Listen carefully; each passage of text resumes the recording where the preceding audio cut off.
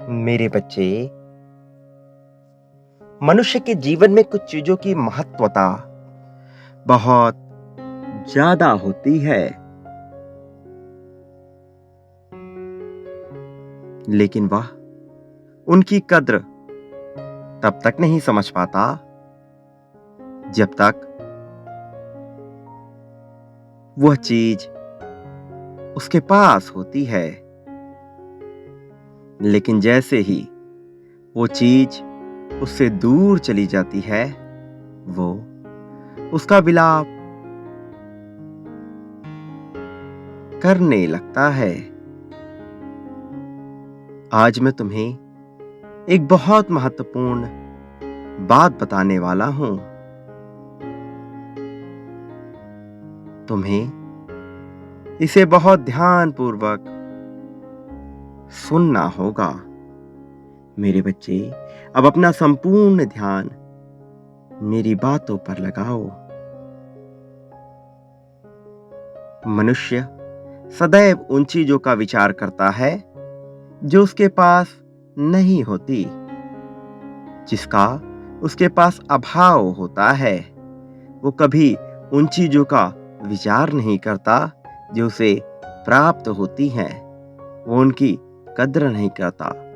मनुष्य के पास एक शरीर होता है, परंतु वो कभी अपने शरीर की कद्र नहीं करता। वो हमेशा उसमें कुछ न कुछ कमियां निकालता रहता है। वो सदैव ये सोचता है कि काश उसका शरीर किसी और के जैसा होता। किसी और को वो अपना आदर्श मान बैठता है और उसके जैसा बनने की चाह करता है। वो अपना जीवन किसी और के अनुसार जीना चाहता है। वो ये बात भूल जाता है कि संसार में मैंने सबको ही विशेष बनाया है, अलग बनाया है। सबकी ही एक अलग खासियत होती है।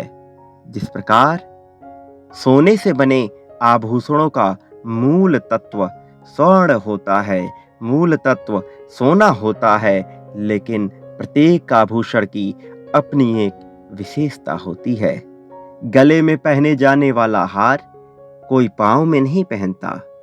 पांव में पहने जाने वाली बिछिया कोई नाक पे नहीं पहनता।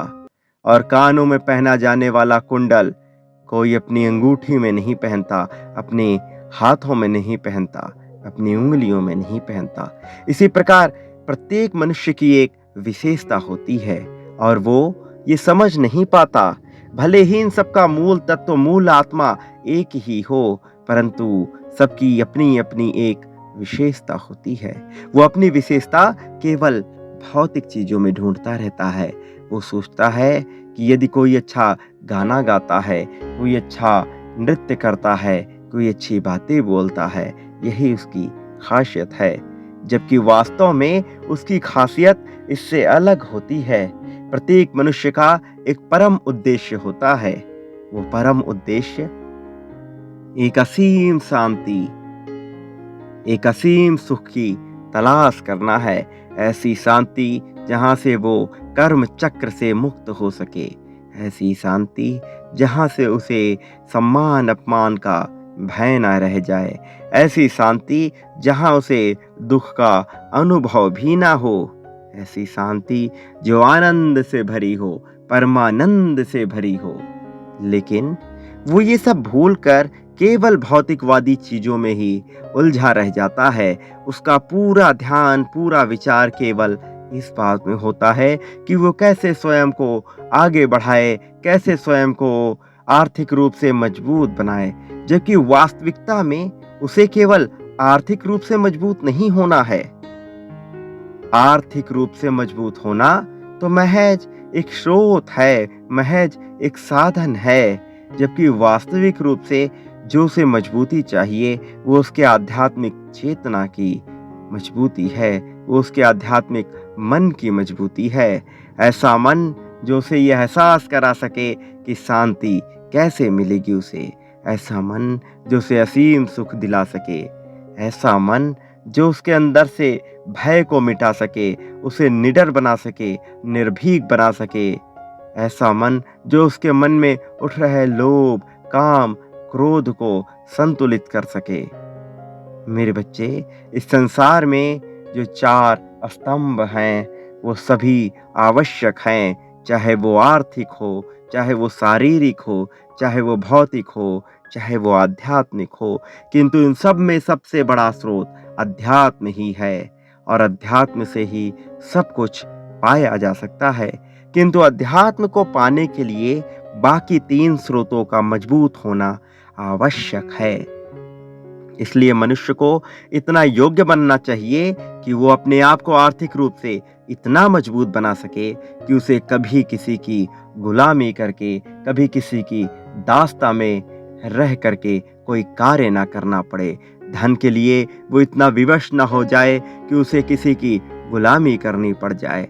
धन के लिए वो इतना विवश ना हो जाए कि वो किसी की दास्ता सहर्ष स्वीकार कर ले, बल्कि उसके अंदर का जो स्वभाव है वो विद्रोही स्वभाव है। किंतु ये विद्रोह कभी भी नकारात्मक नहीं होना चाहिए।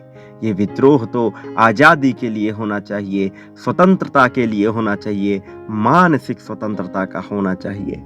तुम श्रेष्ठ मनुष्य हो, तुम में काबिलियत है आगे बढ़ने की।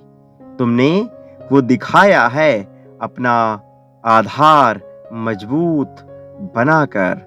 मैं जानता हूं मेरे बच्चे, तुम अपने जीवन में क्या पाना चाहते हो, लेकिन तुम्हें इस बात पर गौर करने की आवश्यकता है कि जो तुम पाना चाहते हो, क्या वो वास्तविक रूप से उचित है?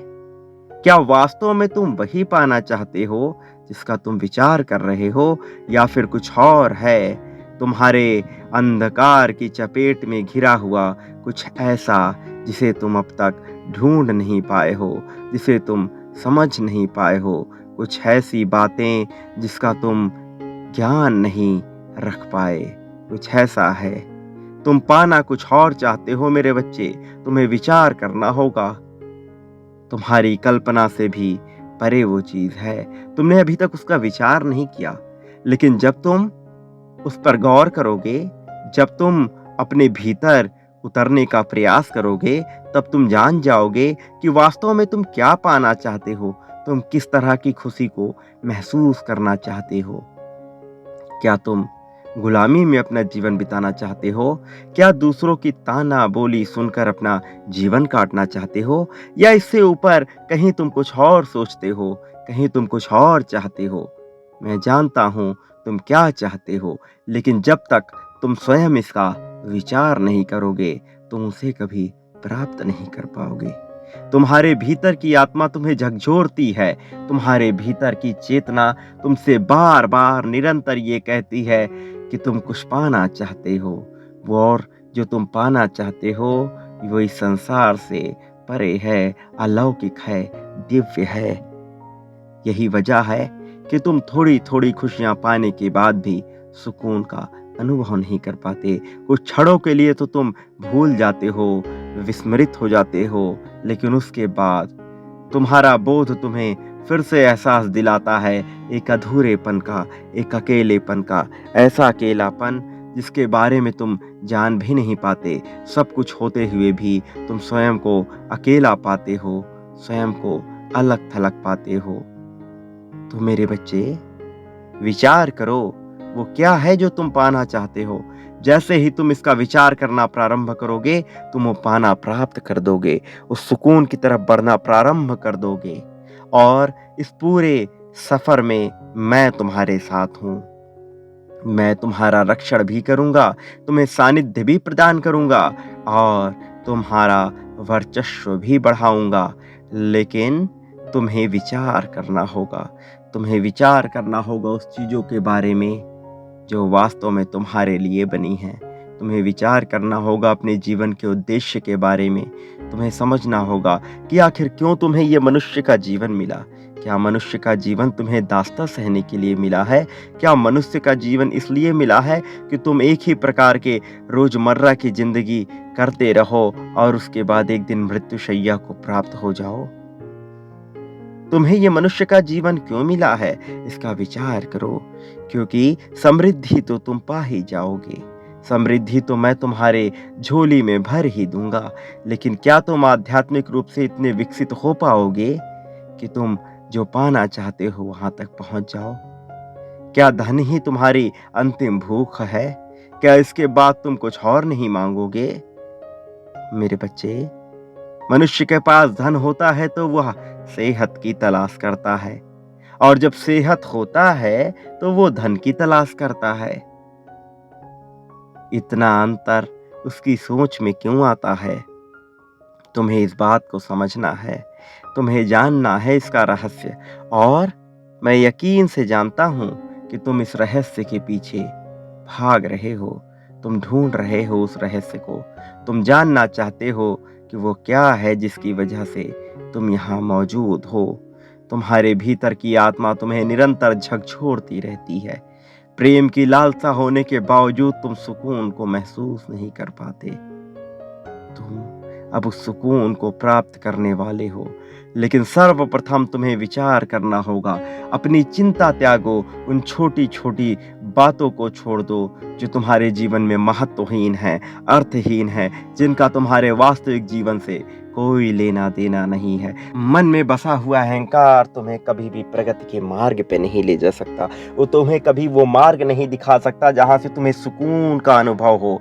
मेरे बच्चे, तुम प्रेम देना चाहते हो, तुम प्रेम पाना चाहते हो, लेकिन ये प्रेम की कीमत क्या है? क्या कभी तुमने इसका विचार किया? तुम विचार करो, क्योंकि तुम समृद्धि को प्राप्त करने वाले हो। मैं फिर से दोहरा रहा हूं, तुम समृद्धि को प्राप्त करने वाले हो, लेकिन क्या तुम उस सुकून को प्राप्त करोगे जिसके लिए तुमने इस धरती पर जन्म लिया है? क्या तुम इस जीवन मरण के चक्र से मुक्ति पाना चाहते हो? इसका विचार करो। तुम वास्तव में इस भौतिकवादी जीवन से ऊपर उठ के उस आध्यात्मिक चेतना के स्रोत तक पहुंचना चाहते हो। तुम उस आध्यात्मिक चेतना के शिखर तक पहुंचना चाहते हो, उसकी पराकाष्ठा को पाना चाहते हो, जहां से तुम्हें आनंद की प्राप्ति होगी, परमानंद की प्राप्ति होगी। मेरे बच्चे, मेरा आशीर्वाद तुम्हारे साथ है। मैं सदैव तुम्हारे साथ हूँ। हर परिस्थिति में मैं कालजयी विजयी रूप में तुम्हें प्राप्त हूँ। मैं तुम्हारा रक्षण करता रहूंगा, चाहे परिस्थिति कैसी भी हो। मैं तुम्हें समर्थन देता रहूंगा, लेकिन तुम विचार करो, खुशियों को आकर्षित करो। यही तुम्हारा ध्येय है। सदा सुखी रहो, तुम्हारा कल्याण होगा।